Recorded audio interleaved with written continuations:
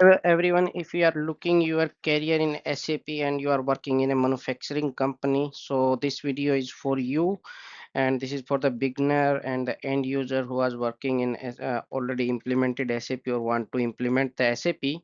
So SAP PP is a module of ERP which deal with the planning processes, capacity planning, material planning, and execution of production orders. And there are some master data which required in this bill of material resource SAP production versions. So keep it in the separate component. And also SAP PP submodules vary as per the industry type. You can see there are discrete manufacturing, repetitive manufacturing, and process industry.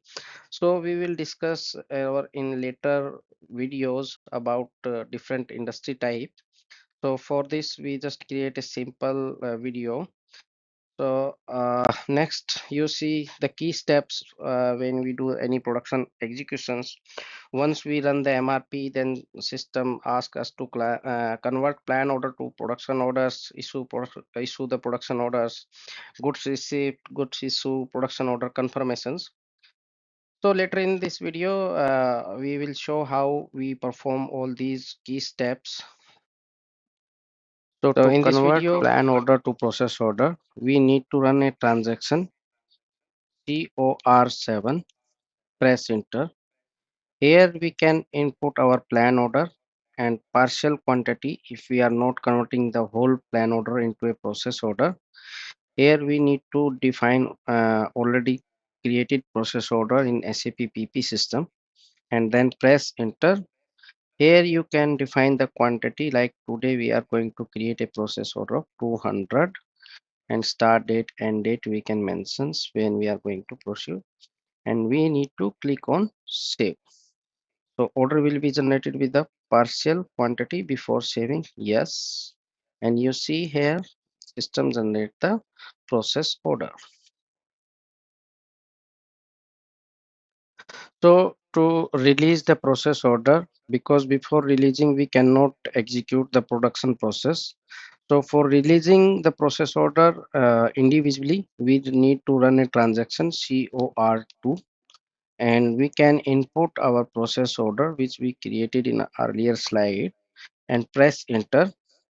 After that, here you see this is the release flag, and once we do the release, then system will allow us to confirm and production execution process.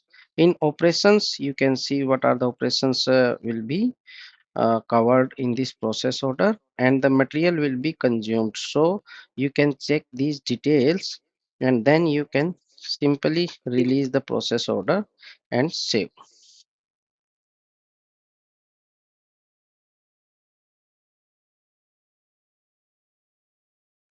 So to confirm any process order, you need to put a transaction COR6N, press enter, and you can put the process order number which you copied from, or you can check in the report also. So once you see here is the total quantity, it can be the partially or total quantity you can add. You can add also other details, other informations below. So if we talk about goods movement, goods issue, and goods receipt, that can be like here. If you see these materials, you see this will be receipt, and other than this, uh, all other will be consumed. So here you see the 101 moment is used for the receipt and 261 used for uh, consumption. So it is used like a automatic GRGI option. So in this process where we do automatic GRGI, we no need to do manual transactions. So it also reduce the time. So here we can assign any batch, or we can create a new batch. Like I am assigning this batch. So for confirmation, I am using this one. So these are will be, and yeah, these are the storage locations where the stock is available. You see here we don't have any stock, so we are removing for the demo purpose these materials, so that we can show you on the goods movement. We are keeping only one. So what I can do, I select all and remove these one and delete. This is the button of delete. So once I will do the save, so all the goods movement of GR and GI will be happen at the same time. So I just done the save and our order is confirmed.